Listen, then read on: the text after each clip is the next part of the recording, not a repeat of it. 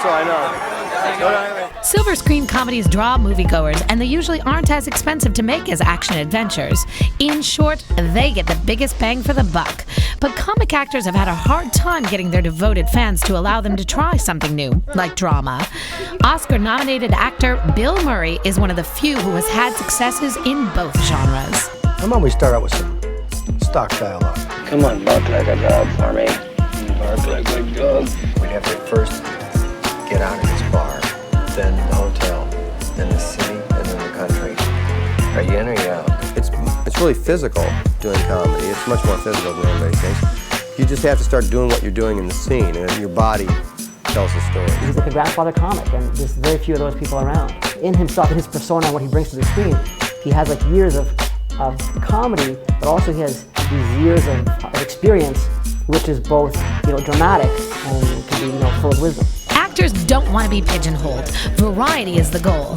Bill Murray became famous 30 years ago on the late-night comedy series Saturday Night Live. His big-screen comedies Caddyshack and Ghostbusters made hundreds of millions of dollars. Sometimes shit happens, someone has to deal with it, and who are you going to call? Bill Murray, I think, is probably the most successful actor from Saturday Night Live, who's had the longest career and the most acclaimed career. Because of his Saturday Night Live experience, Murray knows how to improvise. This former pre-med college student ad-libs a lot of his lines, and his ad-libbing often improves a movie. His improvising is not scattershot.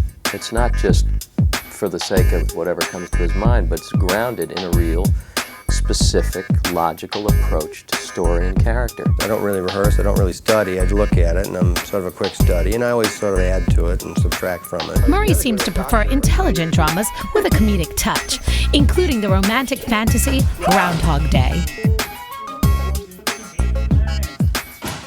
I just think it was a comedy that was romantic, and it also had some stuff to it, that's unusual comedy. Another success for Murray, the drama Lost in Translation, helped him gain new respect as an actor.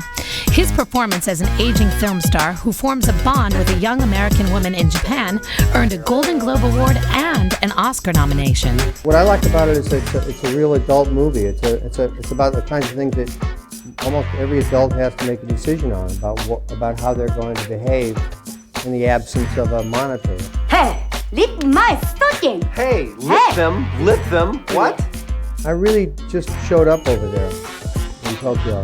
I kind of, as soon as I saw it, I knew it was the kind of thing I'd like to do, but I didn't really decide until just before we started shooting. Lost in Translation and Bill's movies with director Wes Anderson introduced him to independent film audiences.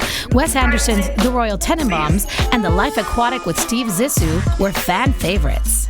He's really a talented fella, and I don't have to worry about Wes. I know he's gonna do the right thing for the movie, so I don't have to worry about whether his choices are right. He's found a partnership with Wes Anderson, and they've worked together on Rushmore and The Royal Tenenbaums and The Life Aquatic with Steve Zissou.